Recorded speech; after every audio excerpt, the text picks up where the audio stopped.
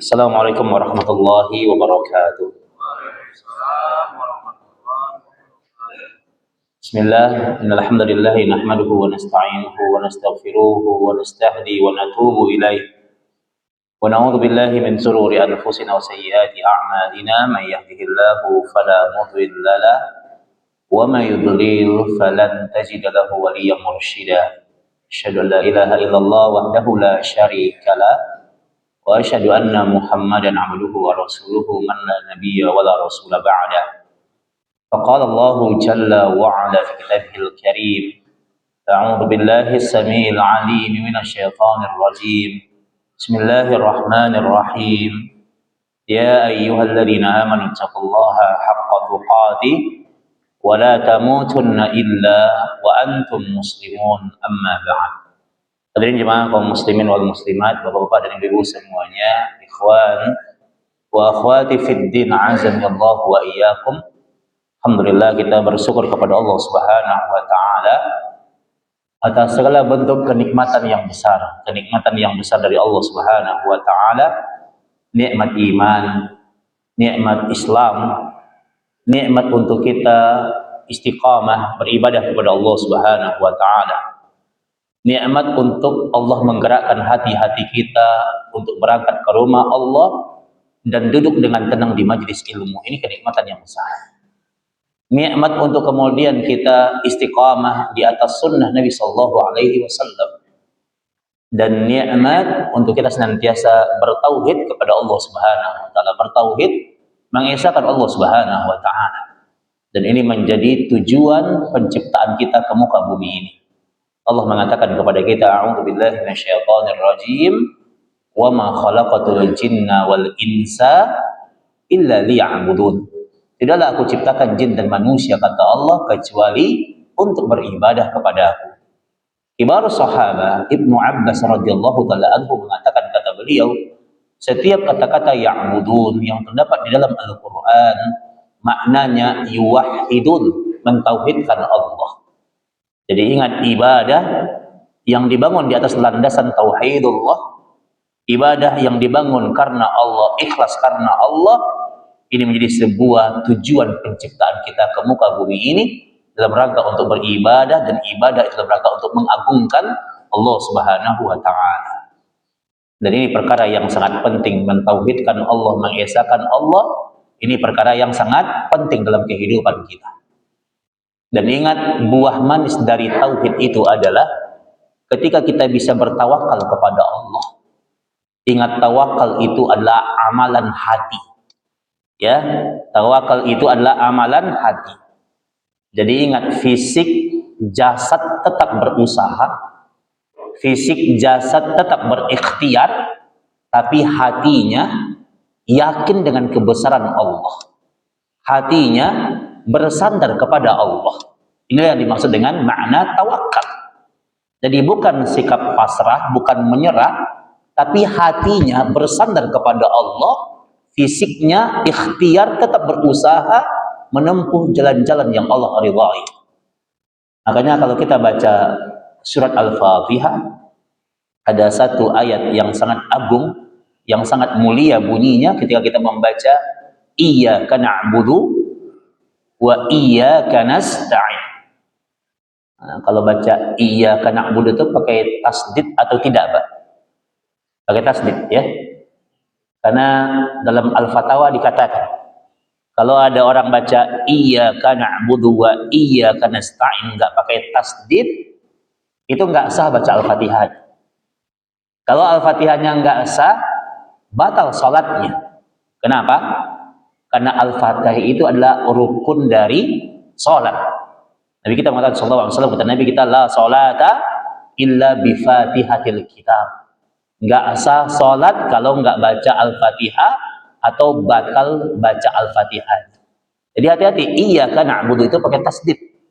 Ya. Kalau kemudian orang baca iya enggak pakai tasdid, dia iyyaka na'budu wa iyyaka nasta'in enggak pakai tasdid, itu maknanya beda.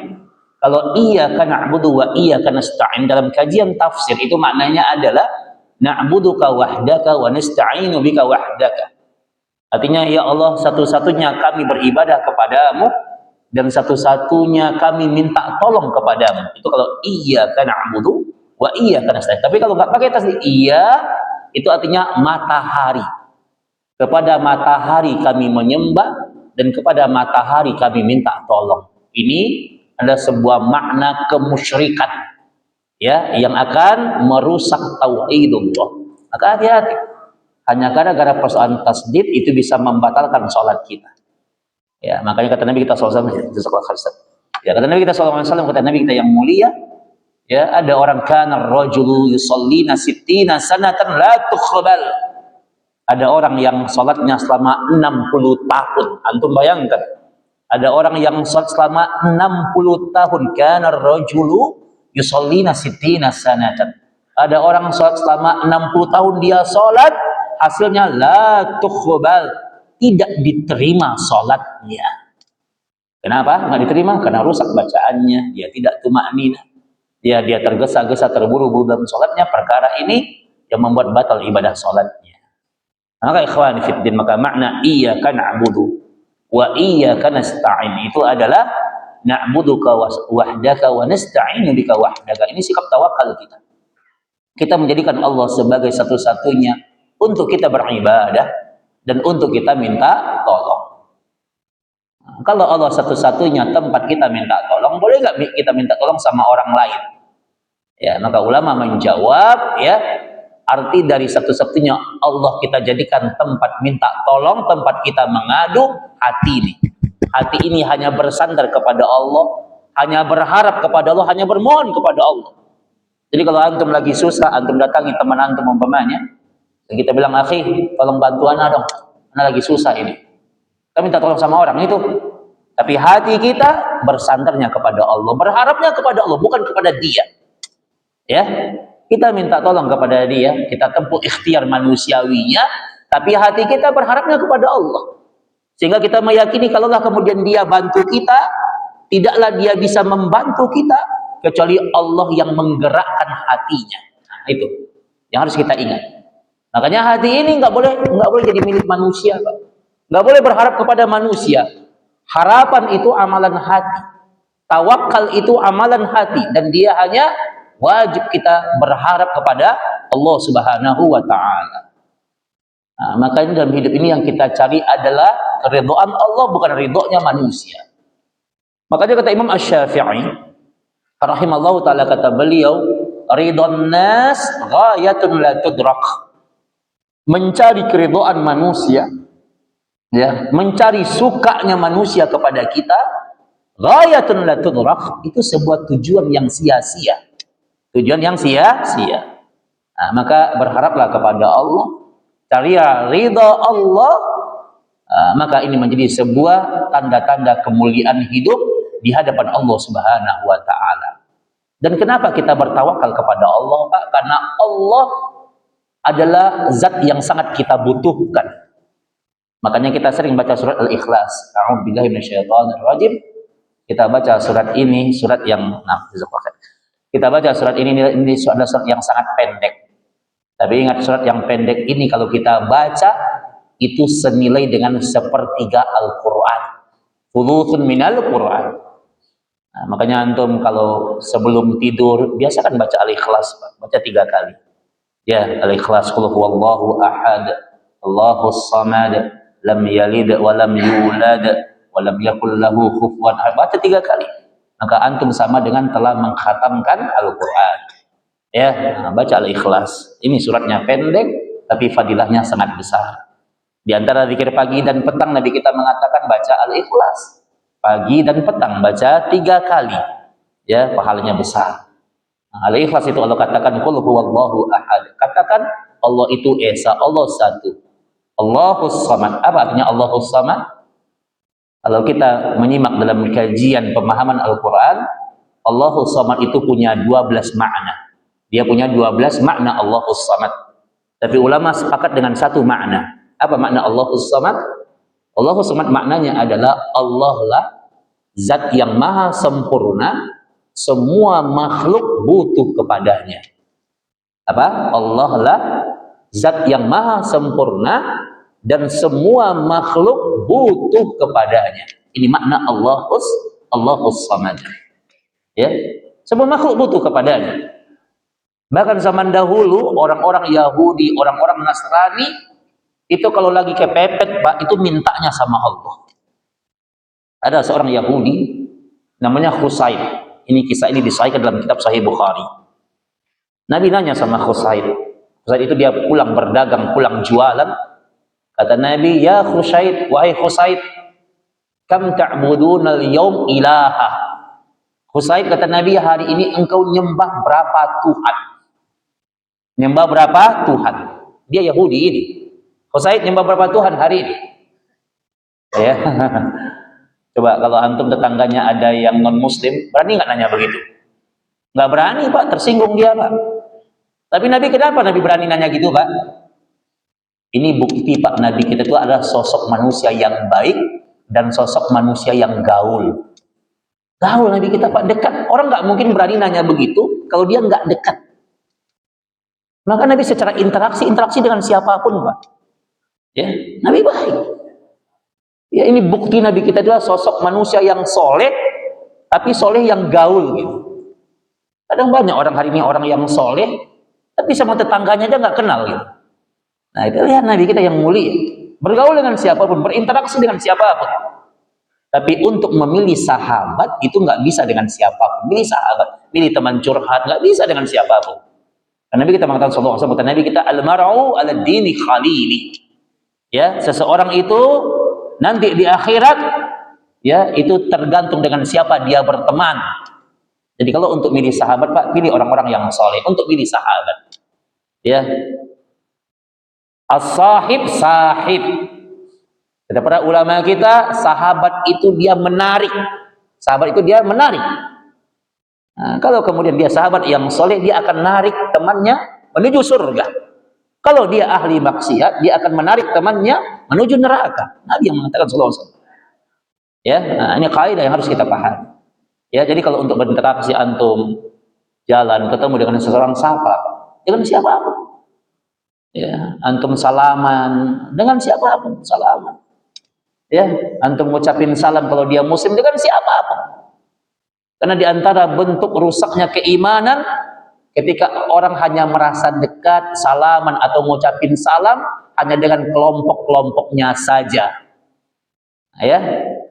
Dan Nabi kita antusallim man arafta wa man lam ta'rif. Kalau engkau mukmin yang baik, maka engkau akan berikan salam kepada mukmin yang engkau kenal maupun kepada mukmin yang tidak engkau kenal.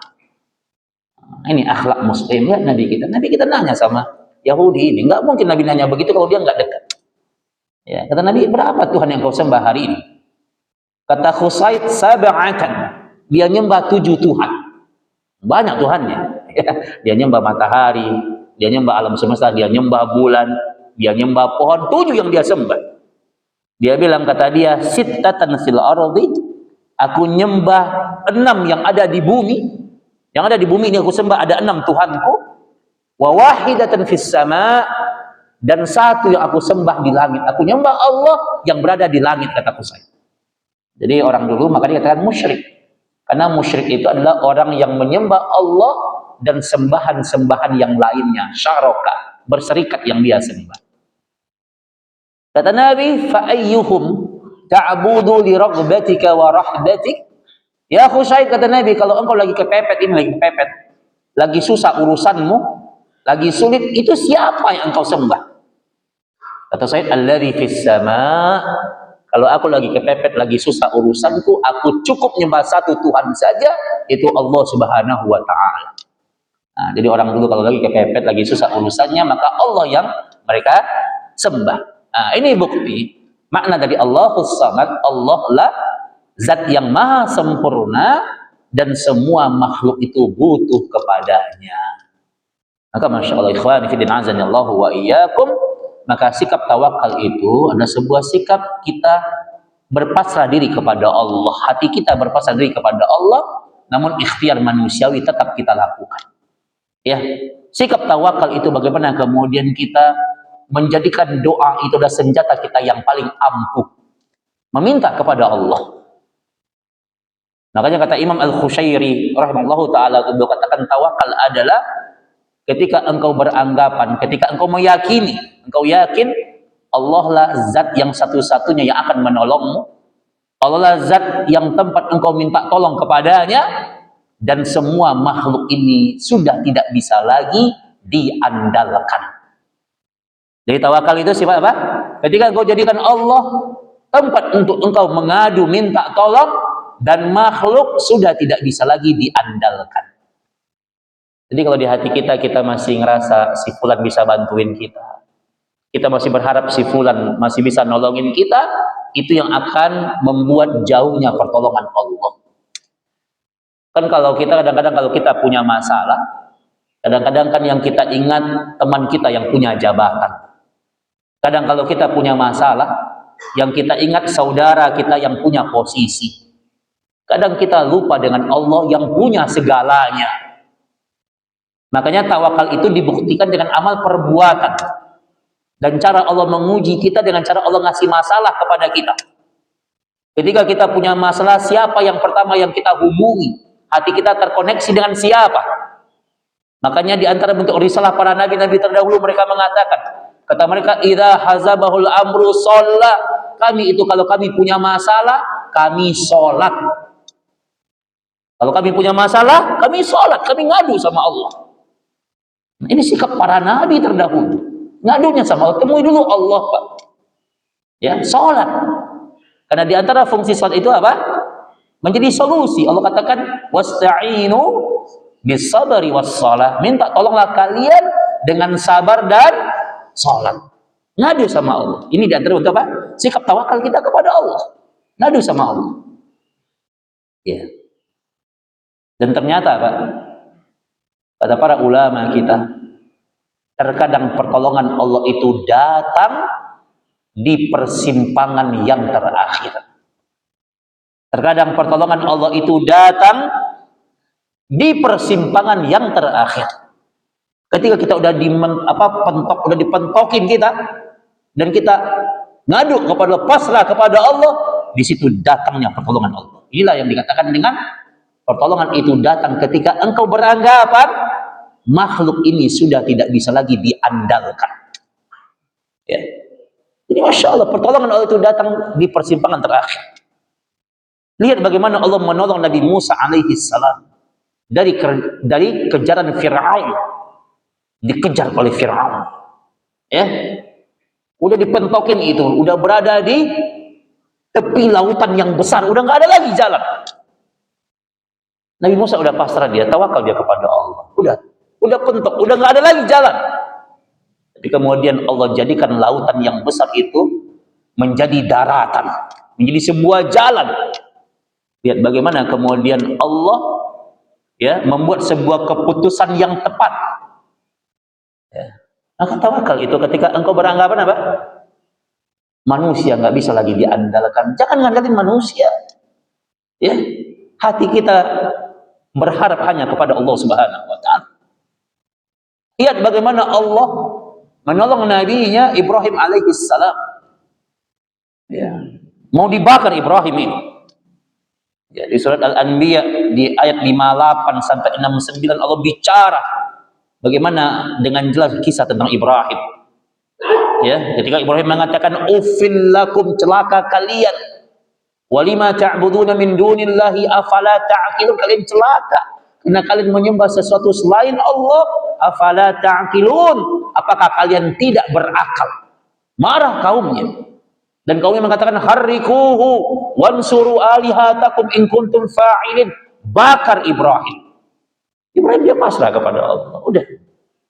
Udah dipentokin tuh, nggak ada lagi makhluk yang bisa bantuin dia. Sampai ketika Jibril datang sama dia, Jibril tawarin bantuan, ya Ibrahim, a'anta ilayya haja. Ibrahim, butuh nggak bantuan? Ditawarin bantuan oleh Jibril. Bagi Jibril untuk melenyapkan negeri itu mudah bagi Jibril.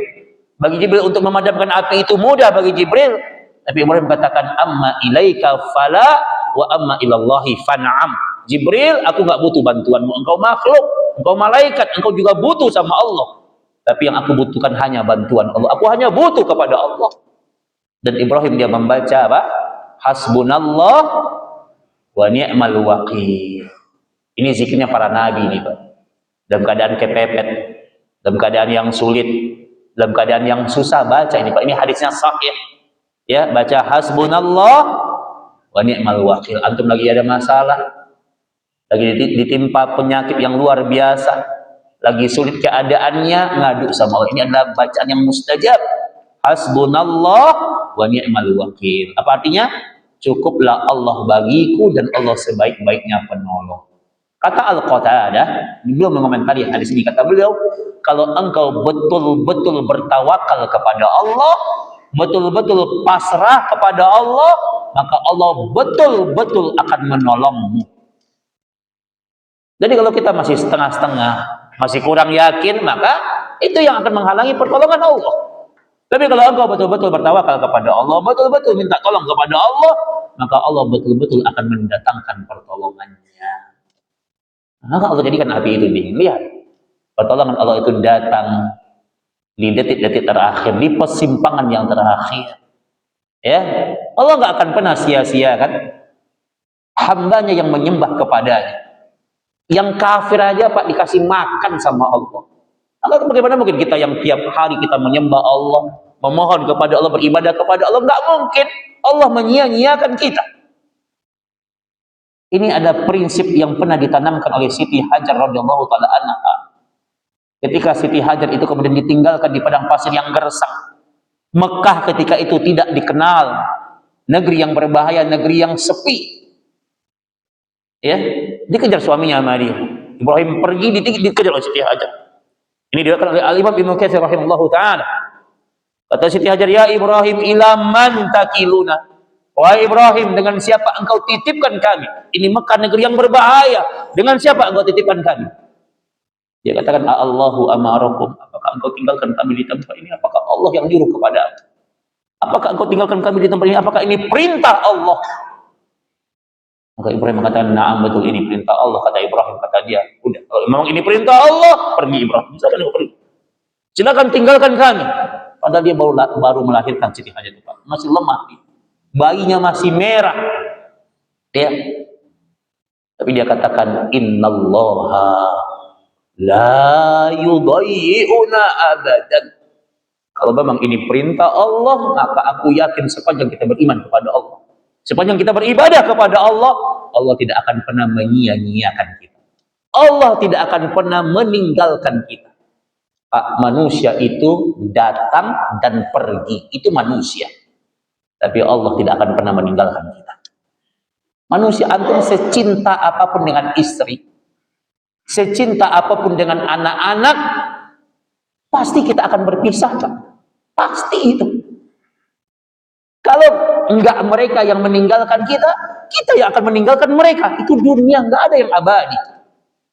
Tapi ingat, Allah yang tidak akan pernah meninggalkan kita. Ini prinsip Siti Hajar itu. Tawakalnya total kepada Allah.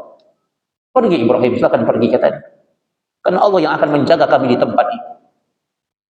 Bagaimana kemudian dia mengawali perjuangannya? Dia lari antara Safa dan Marwah untuk mencari seteguk air. Dan dengan sikap tawakalnya sampai detik ini air itu kita nikmati, Zam-Zam kita nikmati. Perjuangan bunda kita Siti Hajar radhiyallahu taala anha. Lihat bagaimana kemudian Allah punya sebuah perencanaan yang terbaik dengan keputusan-keputusan yang terbaik kalau kita bertawakal kepada Allah. Masya Allah. Ini apa kisah para orang-orang terdahulu ketika bertawakal kepada Allah. Lihat Nabi kita SAW ketika beliau hijrah dari Mekah ke Madinah. Hijrah dari Mekah ke Madinah. Karena perjalanan yang sangat rawan, sangat berbahaya, maka Nabi kita nginap di Gua Thur. Nabi nginap di Gua Thur bersama Abu Bakar As-Siddiq radhiyallahu taala anhu. Abu Bakar ketakutan. Kata Nabi, "Jangan takut," kata Nabi. "La tahzan innallaha ma'ana." Jangan takut, Allah itu bersama dengan kita. Jangan takut, Allah bersama dengan kita. Zannuka itsnain, apakah kamu kira Abu Bakar kita ini berdua? Kamu kira kita berdua? Wallahu thalithuha. Ada Allah yang ketiga, kata Nabi. Kita ini enggak berdua, ada Allah yang ketiga. Apa yang harus ditakutkan, kata Nabi? Lihat sikap tawakal Nabi ajarkan kepada sahabat yang tercinta Abu Bakar As-Siddiq radhiyallahu taala anhu. Ketika kemudian orang kafir Quraisy Begitu banyak jumlah mereka menghunuskan pedang-pedang mereka. Yang jika mereka bertemu dengan Nabi, mereka akan memancung leher Nabi. Mereka mencari Nabi kedua Thur. Ya. Dan ketika mereka berada di depan pintu goa itu, apa kata Abu Bakar? Ya Rasulullah, "Lau kana ahadun minhum nadhara tahta qadamaihi." Ya Rasul, kalau seandainya di antara mereka ada yang melihat ke bawah saja, mereka lihat kakinya ke bawah, la abasarana, maka kita akan kelihatan sama mereka ya Rasul. Ya, maka Nabi katakan Allah punya makar yang terbaik, Allah punya rencana yang terbaik. Serahkan tawakal kepada Allah. Maka Allah selamatkan Nabi kita yang mulia, Ustaz Abu Bakar As-Siddiq radhiyallahu taala anhu. Maka ikhwani fi din azanillahu wa iyyakum, maka mari kita kuatkan tawakal kita kepada Allah. Ya, buah manis dari tauhid itu bagaimana kemudian Allah betul-betul kita jadikan tempat kita meminta tolong. Ya, kita butuh kepada Allah. Kita makhluk yang dhaif, kita makhluk yang lemah, kita butuh kepada Allah. Kita ini fakir, kita fakir sekaya apapun kita. Sekaya apapun kita, kita fakir, kita miskin. Allah lah yang maha kaya. Kita butuh kepada Allah. Minta tolong kepada Allah Subhanahu wa taala. Ya. Maka jadi antara sunnah-sunnah Nabi yang mulia itu kita keluar rumah aja, Pak, keluar rumah. Itu doanya udah doa tawakal itu, Pak. Nabi kita sallallahu alaihi wasallam mengatakan kepada kita, "Idza kharajar rajulu min baitihi." Apabila seseorang keluar dari rumahnya, faqala, maka bacalah apa yang dibaca? Bismillahi tawakkaltu 'alallahi la haula wala quwata illa billah. Baca Pak, Bu, baca ibu-ibu. Ya. Keluar rumah mau ke pasar, baca doa ini. Bismillahi tawakkaltu 'alallahi la haula wala quwata illa billah. Besar pahalanya ini. Ya. Suaminya mau berangkat kerja, ibu-ibu temenin sampai gerbang. Ingatkan bapak-bapaknya, Pak, jangan lupa ya. Baca doa Bismillahi tawakkaltu 'alallahi la haula wala quwata illa billah. Bapak-bapak ke masjid, ya, mau ke warung, mau kerja, keluar rumah, baca doa ini. Nabi yang mengajarkan. Apa manfaatnya baca doa ini, Pak? Yuqalu lahu hina izin.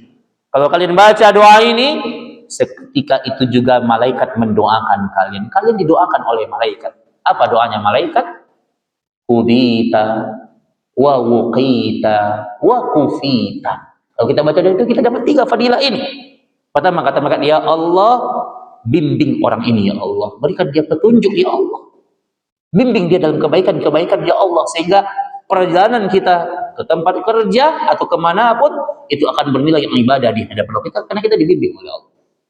Yang kedua, wuqita, ya Allah, jaga orang ini, jaga ya Allah. Ya. Kita kalau udah keluar rumah, Pak, banyak hal yang berbahaya sebenarnya. Kita nggak sadari aja. Banyak tipuan-tipuan syaitan, banyak tipu daya dunia. Ya. Banyak perkara-perkara yang akan membahayakan kita kalau kita keluar rumah itu. Makanya minta dijaga oleh Allah. Ya, sekarang zaman makin canggih, teknologi makin tinggi, tapi sihir, santet di mana-mana. Orang nggak senang main santet. Maka minta dijaga oleh Allah. Baca doa itu. Ya. Orang iri-irian, dengki yang berlebih-lebihan membuat orang kadang-kadang menghalalkan perkara yang diharamkan oleh Allah. Nah, ya, baca doa ini, baca bismillah. Tawakal kepada Allah akan jaga kita. Yang ketiga kata malaikat, kufita, ya Allah jaga dia. Kufita itu cukupkan dia. Jadi bimbing dia, jaga dia, dan cukupkan dia. Apa yang dicukupkan? Rezekinya cukupkan dia. Kalau kemudian dia membawa rezeki yang sedikit, kalau Allah udah cukupkan yang sedikit itu punya 3 manfaat. Yang sedikit itu insya Allah dia akan mencukupkan. Yang sedikit itu insya Allah dia akan menyehatkan. Antum beli makanan buat anak-anak walaupun hartanya sedikit, berkah halal, antum baca doa itu akan menyehatkan anak-anak kita. Ya. Ada orang duitnya banyak, tiap bulan dia banyak pemasukannya, tapi hutangnya numpuk di mana-mana.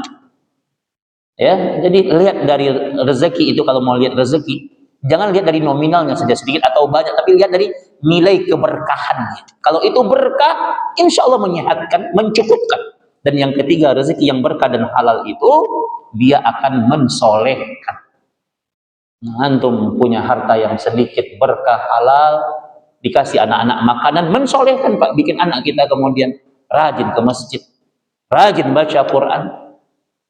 Nah, tapi kalau orang berani memasukkan harta yang haram ke rumah tangganya, maka dia sedang mencederai anak-anaknya dengan pelaku kemaksiatan kepada Allah. Makanya ketika ada seorang ayah pernah ngadu sama Imam Hasan Al-Basri, dia bicara tentang kenakalan anaknya, dia bicara tentang kebobokan moralitas anaknya. Maka kata Imam Hasan Al-Basri, apa nafkah yang telah engkau berikan untuk anak? Apakah engkau pernah nyuapi dia dengan harta yang haram? Kalau engkau suapi dia dengan harta yang haram, itu yang membuat pribadi dia membangkang kepada Allah dan tidak nurut kepada nasihat. Maka ini memberikan sebuah bukti kepada kita, kalau orang bertawakal kepada Allah, maka Allah akan cukupkan dia. Allah akan berikan kemuliaan kepada dia. Tawakal. Keluar rumah aja Pak, doanya udah doa tawakal kepada Allah. Ini pentingnya bagaimana kemudian kita bertawakal kepada Allah Subhanahu wa taala. Ya. Terakhir ada sebuah kisah yang menarik. Nah, ini kisah nyata terjadi di kota Riyadh di Saudi Arabia. Ada seorang syekhun kabirun, syekh kabir. Syekh kabir itu artinya adalah seorang orang tua yang sudah renta, orang tua yang sudah sepuh, usianya sudah sangat tua. Orang tua ini dia mengalami sakit gagal ginjal. Ya, gagal ginjal. Dan kemudian dia bikin sebuah i'lan, pengumuman, kata dia, siapa saja yang bisa mendonorkan ginjal sama dia, maka dia akan apa? Dia akan berikan hadiah nilainya 40.000 dinar, mungkin senilai mungkin sekitar 0,5 miliar. Dia kasih hadiah. Tiba-tiba iklannya ini ditangkap oleh seorang gadis kecil dari Mesir. Gadis kecil dari Mesir ingin mendonorkan ginjal sama dia. Kemudian orang itu nggak tahu kalau yang akan mendonorkan ginjal sama dia adalah gadis kecil. Dia nggak tahu dia. Jadi orang ini dia terbang dari Riyadh, kemudian dia menuju Mesir. Kemudian dia langsung ke rumah sakit. Sebelum dia masuk ruangan operasi, kemudian dia minta izin sama dokter untuk bertemu dengan yang mendonorkan ginjal itu sama dia. Dia nggak tahu kalau itu gadis kecil. Kemudian dipersilakan oleh dokternya, kemudian dia bertemu dengan anak kecil itu. Kaget dia, oh ternyata anak kecil ini. Dia nanya sama gadis kecil, ya nak, kenapa engkau ingin donorkan ginjalmu kepadamu? Kenapa? Ya, ada apa denganmu? Kenapa? Kata dia. Kata gadis kecil ini karena kebutuhan ekonomi, Pak. Kami butuh duit. Aku ingin bantu orang tuaku. Orang tuaku butuh dana untuk memulai usahanya. Kami butuh duit. Jadi alasannya karena ekonomi dan aku ingin bantu orang tua. Kata bapak tua ini, sungguh mulia hatimu nak. Ya engkau korbankan dirimu untuk membantu orang tua. Maka kata si bapak ini, ambil duit ini. Duit ini untukmu semuanya dan tidak usah engkau mendonorkan ginjalmu. Enggak usah kata dia. Maka dia bertawakal kepada Allah. Si bapak ini dia tawakal kepada Allah. Dia pasrah kepada Allah, dia ikhlas karena Allah. Ya. Dan kemudian dia terbang kembali dari Mesir, dia terbang kembali ke kota Riyadh, ke tempat tinggalnya. Keesokan harinya dia kembali ke dokter. Ya, dia periksa kembali ginjalnya. Dan Masya Allah, dokter menyatakan ginjalnya sehat, tidak ada masalah. Masya Allah, lihat. Ya, bagaimana kemudian Allah Subhanahu wa taala itu ya membuat sebuah keputusan yang cepat di waktu yang tepat. Maka kita harus ingat, kehidupan ini berjalan bukan atas maunya kita, tapi atas maunya Allah. Tidak ada satupun perkara di muka bumi ini yang akan mendatangkan manfaat ataupun mudarat kecuali atas izin Allah. Tanamkan tawakal kita kepada Allah. Lihat bagaimana kemudian Nabi Ayyub alaihi salam ketika diuji dengan penyakit yang luar biasa. Diuji dengan penyakit, Pak. Ya. Separah apapun sakit kita hari ini, itu tidak akan pernah sebanding dengan penyakit yang pernah dialami oleh Nabi Ayyub. Ya. Nabi Ayyub itu, Pak, semua badannya habis. Sakit nih. Dan yang selamat dari organ tubuhnya cuma 2. Yang selamat cuma lisannya sama hatinya. Itu yang selamat. Jadi itu yang dia pakai untuk berzikir kepada Allah. Jantungnya, lambung, semuanya kena penyakit. Ya. Tapi dia tawakal kepada Allah. Dia yakin ketika Allah ngasih penyakit, Allah menghendaki ada hikmah yang terbaik. Ada sebuah pahala yang besar. Dia hanya berharap kepada Allah. Ya, sampai di surat Al-Anbiya ayat 84 itu dia bilang sama Allah, ya Rabb, wahai Allah kata dia. Wahai Allah kata dia. Anni masaniyad durru wa anta arhamur rahimin. Dia enggak ngeluh dia, tapi dia curhat kepada Allah. Kita curhat kepada Allah. Bilang, ya Allah, anni masaniyad durru, ya Allah, aku lagi sakit ya Allah. Aku lagi sakit. Wa anta arhamur rahimin, dan engkau adalah zat yang maha penyayang di antara penyayang yang lainnya. Dia yakin Allah sayang sama dia. Makanya Pak, kalau lagi sakit, perbanyak berhusnuzon kepada Allah. Perbanyak berbaik sangka kepada Allah. Ya. Kata Syekh Al-Khumais rahimahullah taala, hafizahullah taala, kata beliau, di antara amalan yang terbaik adalah perbanyak berbaik sangka kepada Allah, maka Allah itu berada dalam prasangka. Saya kasih satu doa yang sahih. Di doa ini Pak, antum baca ini. Jadi Bapak dan Ibu yang punya rasa khawatir, kadang khawatir gitu ya. Kadang banyak cemasnya, kadang terlalu memikirkan masa lalu dan mencemaskan masa depan. Ini bagi orang-orang yang sering ketakutan, baca doa ini. Doa ini bisa antum cek dalam Sunan Abu Daud. Doa yang sahih. Kata Nabi kita, kalau kita punya kecemasan, punya ketakutan, dan agar ketakutan itu tidak terjadi, dan kemudian Allah kuatkan hati kita, Allah tenangkan hati kita, baca doa ini. Ini adalah doa yang sangat luar biasa. Ini doa adalah doa yang dibaca oleh Nabi dan para sahabatnya, agar ketakutan kita itu enggak terjadi. Doanya singkat, padat, dan antum bisa hafal langsung. Antum bisa hafal langsung. Doanya adalah, kata Nabi kita bacalah, Allahu Rabbi. Saya ulangi, 2 kali Allahnya. Allahu Rabbi la usyriku bihi syai'a. Saya ulangi, antum baca ini, ajarin ke anak-anak, ajarin ke orang di rumah. Ini agar kalau kita punya ketakutan, kekhawatiran, agar nggak terjadi apa yang kita takutkan. Ini sikap kita bertawakal kepada Allah. Baca doa ini. Ini doa yang sahih. Antum baca di Sunan Abu Daud doa ini. Ya, dibawakan oleh sejumlah ratusan para sahabat doa ini. Ini doa yang mustajab. Bacalah Allahu Rabbi la usyriku bihi syai'a. Baca doa ini. Allah sayang sama kita. Makanya kita disuruh sama Allah menyandar dan bersandar dan berharap hanya kepada Allah. Allahu 2 kali Allahnya, Rabbi la usyriku bihi syai'a. Baca sebanyak-banyaknya. Boleh baca kapan? Boleh baca habis sholat, boleh baca ketika dalam perjalanan, boleh baca di rumah, lagi duduk-duduk, lagi ngobrol, lagi apa, boleh baca ini. Ya. Boleh antum baca kapanpun. Dan ketika antum baca ini, ya Allah, Engkau yang merubah keadaan, ya Allah. Engkau yang maha segalanya, ya Allah. Hamba yakin Engkau pasti memberikan yang terbaik untuk hambamu, ya Allah. Yakin kepada Allah. Jangan pernah ragu sedikit pun.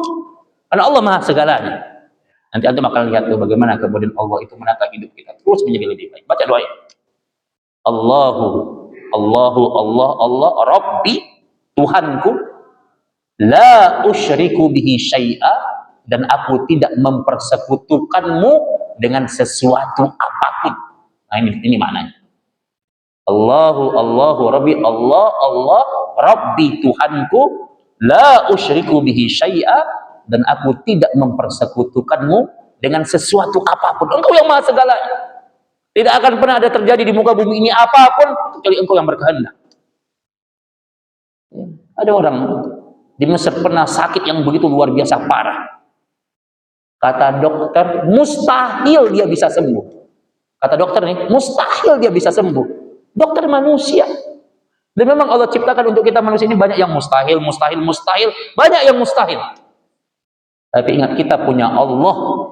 Dan bagi Allah tidak ada yang mustahil. Makanya kita disuruh ngadu sama Allah. Ini sikap tawakal. Betul, kita manusia, kita terbatas. Kita makhluk yang lemah. Ya. Memang banyak yang mustahil, betul banyak yang mustahil, bagi kita mustahil. Tapi bagi Allah tidak ada yang mustahil. Karena kita punya Allah. Nah, makanya ngadu sama Allah. Ya, amal ikhwani fillah azanallahu wa iyyakum, maka kuatkan tawakal kita, pasrah kepada Allah.